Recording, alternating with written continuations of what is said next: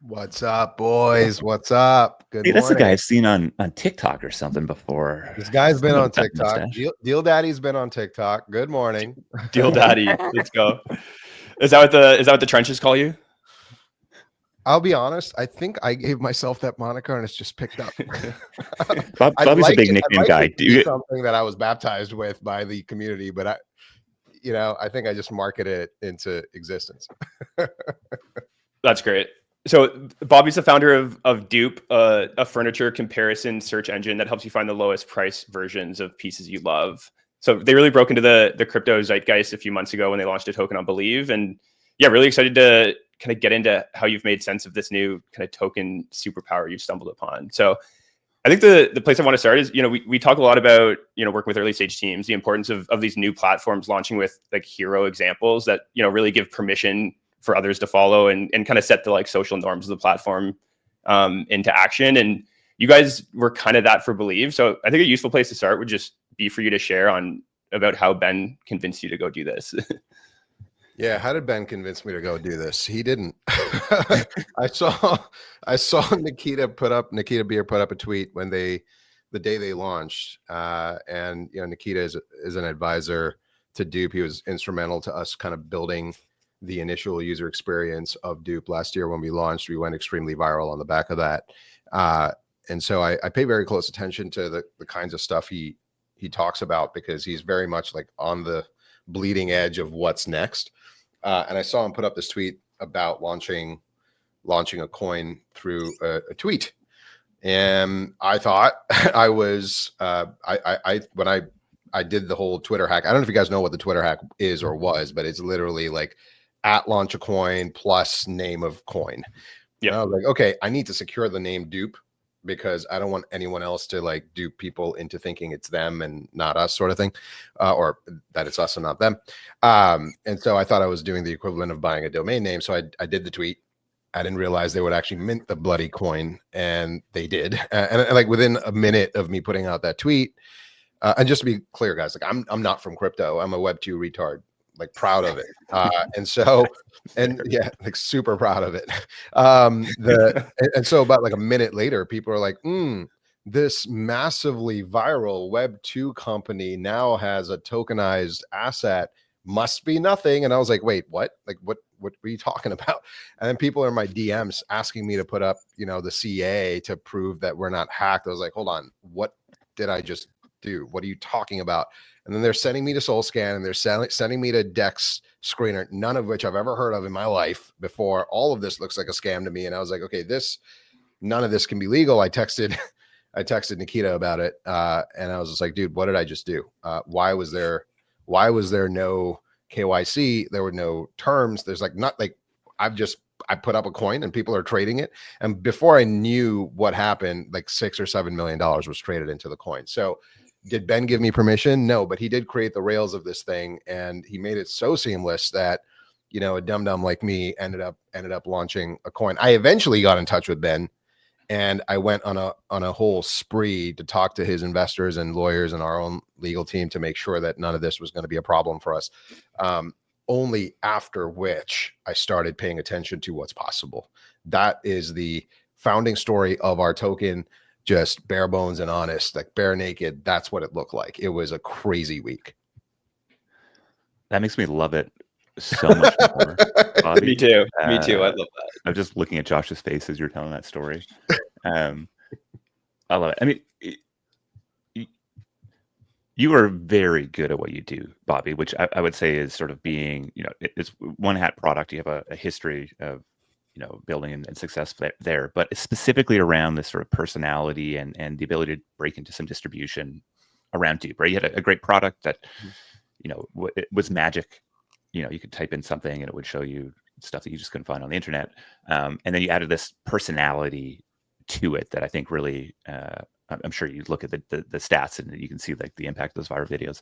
And so to me, this is a great example of having something before you launch a token, right? And is it some big deep crypto project or anything? No, but even just in your early story here, you see like the credibility and the excitement and the interest because you have built something that is meaningful somewhere else, and then you come into crypto. And so, that sort of maybe the unexpected wading into the waters, but you brought your floaties. You've been preparing that for this for a long time. You got a real Shark infested.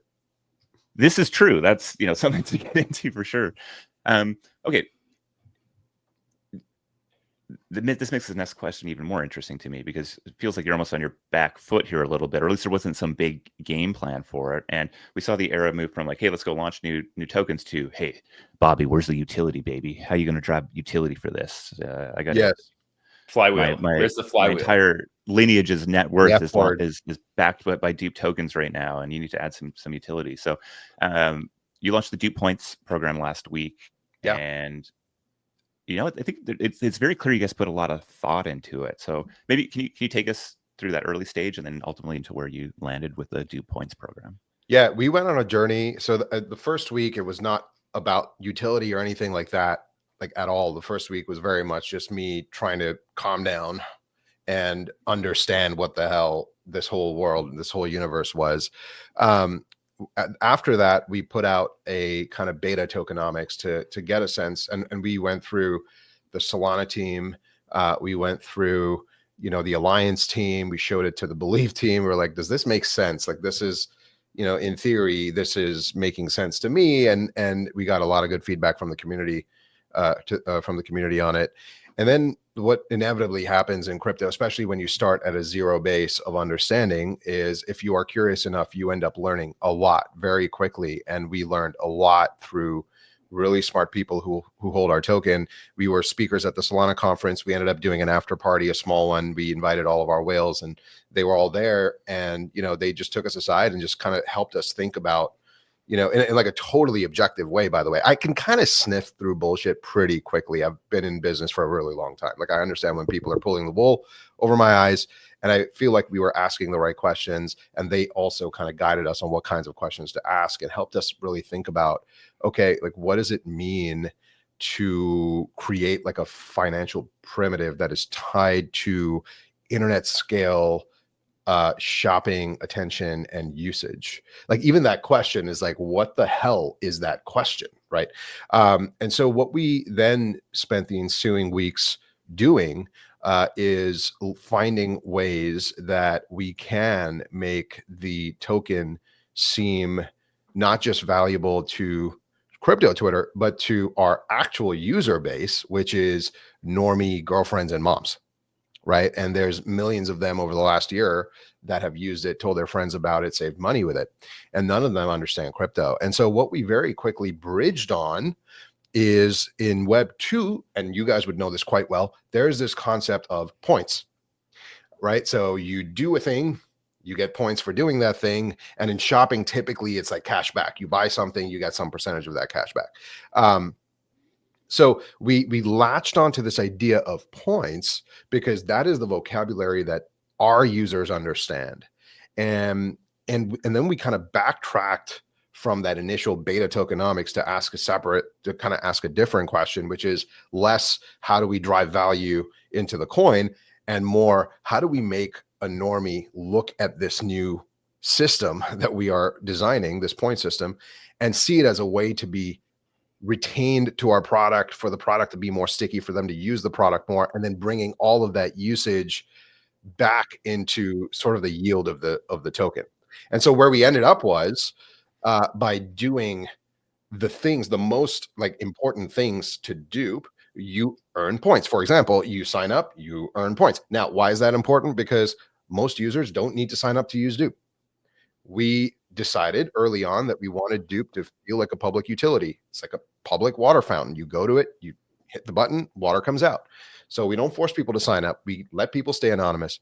But when you sign up, you get points. When you sign up, if you install our app, which you don't have to do, you get points. When you install our extension, you get more points. When you invite friends, you get more points. When you click on partner links, you get more points. When you do more dupe searches. So the reason all of that works for us is because, to your point, we had figured out a lot of the economics before we ever came to crypto.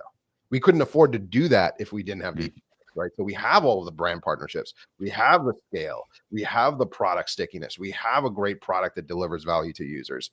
And we pulled all of that forward into this new points narrative that now allows people to earn, hundreds or thousands of dupe tokens by doing the thing that we want them to do. And that is profitable for us. So we can afford to pay you to do that because the unit economics work in our favor. And then parlaying all of that into something that explodes to millions of users, you know, in the previous world, without this like tradable marketplace of points that we now have with the dupe token, we would have had to bankroll through our principal funds. We no longer need to do that because we have this like tradable marketplace.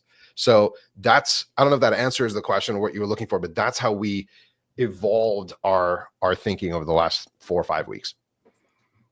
I mean, you did it to the point where you now have a pop-up on your website, right? So, you know, I think that was a bit of a shock to me. I was like, all right, I didn't expect you guys to, because I know your market is so not crypto. Right? Yes. Like you just have just this Gen Pop user base that's out there.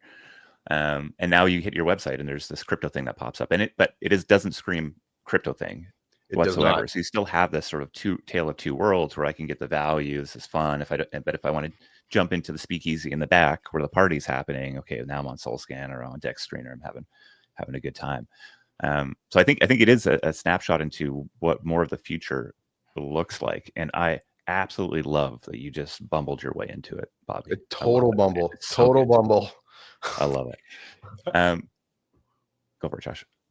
Yeah, Bobby, I'm curious if you've seen any like meaningful business impact from this like kind of new engaged crypto audience you've seen. Obviously, Points program launched last week, so you know, presumably that'll be pretty impactful going forward. But like, have you seen any kind of like trickle effects from, you know, suddenly having, you know, thousands of people owning this token on crypto Twitter, knowing about Duke, kind of, you know, sharing your narrative? Like, has that done anything to the business, or is this just kind of some weird new game that exists parallel to everything else you're doing?